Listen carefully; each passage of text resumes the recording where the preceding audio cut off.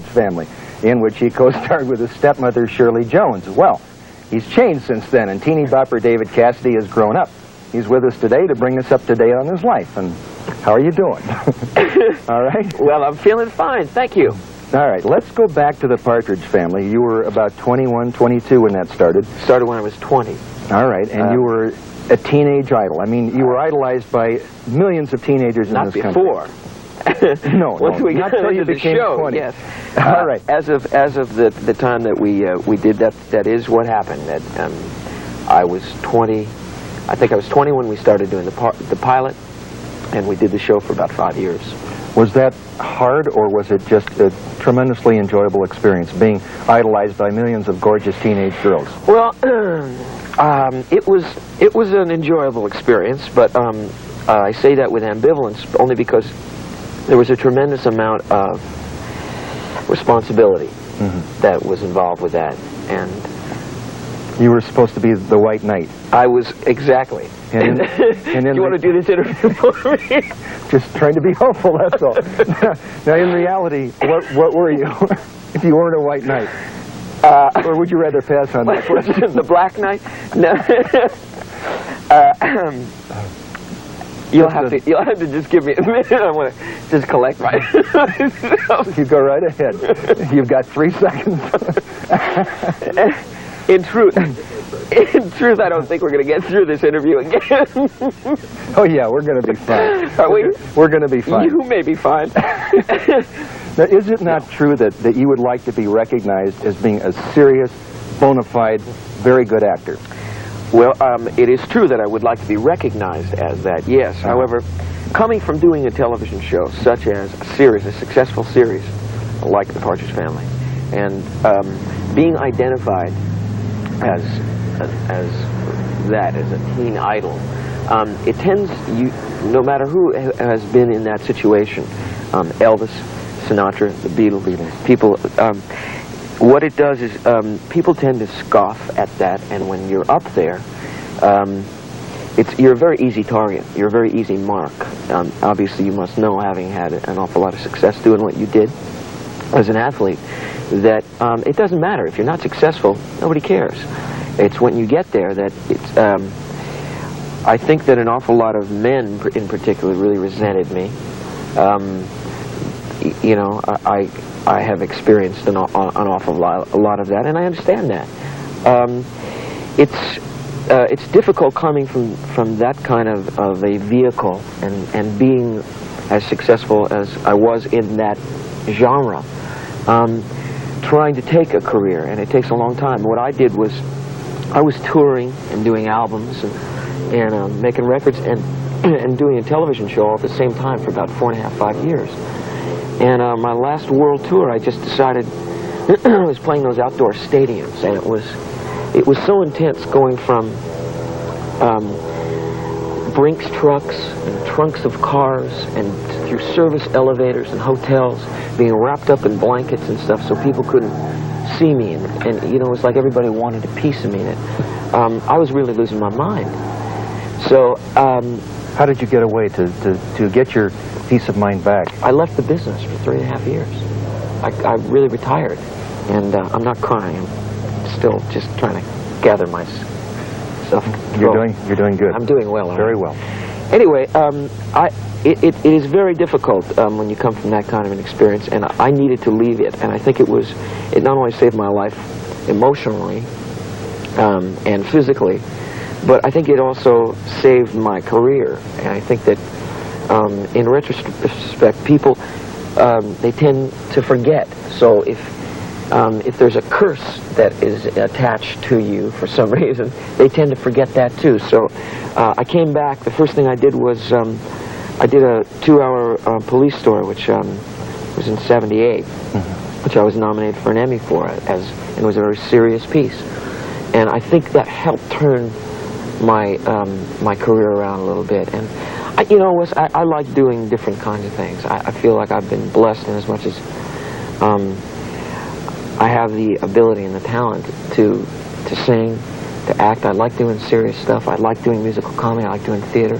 I'm going to go back for first time in 6 years, I'm going down to Nashville to make an album, and I'm really looking forward to it. Do you do exercises of any kind to unwind or stay in shape? None. None? No. I've been riding my bike. Well, I started, in order to get in shape, I did Johnny Jones for 6, Little Johnny Jones, which was... Stage play? Yes, a musical, a revival of George M. Cohan's show. And there were... I'm not a dancer, and there was extensive dance tap numbers, and I had to learn to tap, and I, having just turned 32, the old body was not what it used to be. So I found that out myself. Yeah, I'm sure you have. So I had to get myself in shape, and as I was telling Kathy, that I started doing aerobics, and I could do about 3.5 minutes without falling down when I started, and I got up to about 20 or 30 minutes of doing aerobics. I started taking tap class, and I started running. And unfortunately, what I ended up doing was hurting my knee a little bit, and I broke a little bone in my foot. So what I do is my brother and I now go out and ride bikes together, all over Los Angeles, I might add. Good. So if you happen to see us on the street, flag us down. After having been knocked down by a car, I'll pick you up and drive you to the hospital. What a guy. What a guy. We've got about a minute left. What's the future hold for you now? Well, I tell you, I like doing things that people don't expect me to do. And I like taking chances with my life, and I'm not talking taking chances about walking in front of a moving truck, but I like doing things in my career. My career, I'll get this out, you'll see. Okay. My career that people don't expect from me, and such as doing this show. Listen, we made it through the interview. It's over, and you did. They'll never know either, will they? I appreciate your being here, David. I thank you. Enjoyed talking to you. Thank you. I've never met you before, You and do. it's a pleasure to meet you. Thanks, you too, pal. Okay. Coming up, we have Diane Jugonatos with another delicious menu from our Diet for Life, and some help for your child if he's having problems at school. Stay tuned.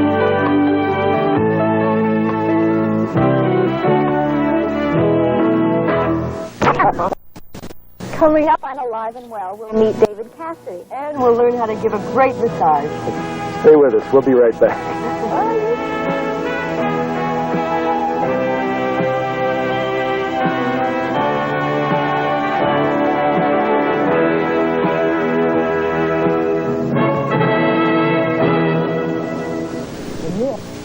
When you're a star and a millionaire at 24, what's left and what's next? For actor and singer David Cassidy, the answer was thoroughbred horses, and he came by to tell Wes all about it. Let's watch. Well, we had so much fun with David Cassidy the last time he was here that we invited him back again, and we're going to see if we can get through an interview without busting up. All right? You've lost it already, Wes. Yes, I know, but I'm hanging on by my fingernails. Let's talk about your horses. Okay, you have your own thoroughbred horses, is that right? I do. I've been raising them for about 10 years, 11 years. How did you get interested in horses? That's a serious question. Doing it again. From the time I was born, I can remember the time I can remember breathing.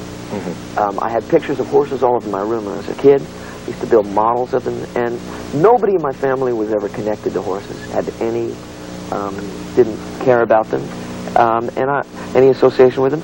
And I don't know. I just think.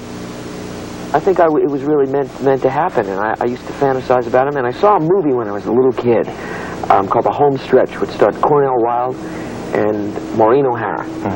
It was a bad movie, but when you're 7, it was great. You know, I had like the mumps or something, and I stayed home and watched $1 Million Movie all week. Oh, sure. You know, it was on like Myers four times a day it was on or something, you know. And I fell in love with this movie. It was about horse racing.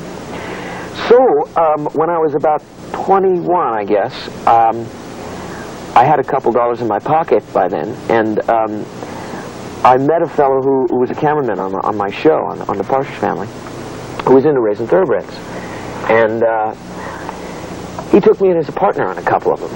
And I started breeding them, and I started reading an awful lot about pedigrees and about breeding. And did you go to the racetrack and gamble on horses? Are you asking me if Well, just I've got pennies, a Jones you for know, gambling? Is that with, it? with your friends? Yeah, I always liked going to the racetrack. I mean, my fascination with them is really that I just love being around them. I like going out to the country. I've got 18 or 19 of them now. I lose count of because they make babies, and you know, it's just what happens. And Yes. suddenly, the next day, you got another one. Very natural. I will say this though about the business, that it started out as being a hobby to me, and I love it, you know. And it was such a different atmosphere and a different environment and a different kind of stimulation than working in show business. Good release from the Terrific acting. release, you know, and I really needed it, and I could use one right now, as a matter of fact. No, you're fine. I can No. tell you're just fine. You can see it. I've gained complete composure Have your since the last time we did an interview together, 7 weeks ago. Yes. Have your horses won? Have you been racing them? I've got a couple running in Florida right now, and one of which has run 6 or 7 times. He's won, and has run the money the last few times he's run. He's run good. I'm going to bring another one out and run in Hollywood Park here in '82. And most of the time what I've been doing is, because I breed in Kentucky, I have mares and things, and I own a share in a couple of stallions back there.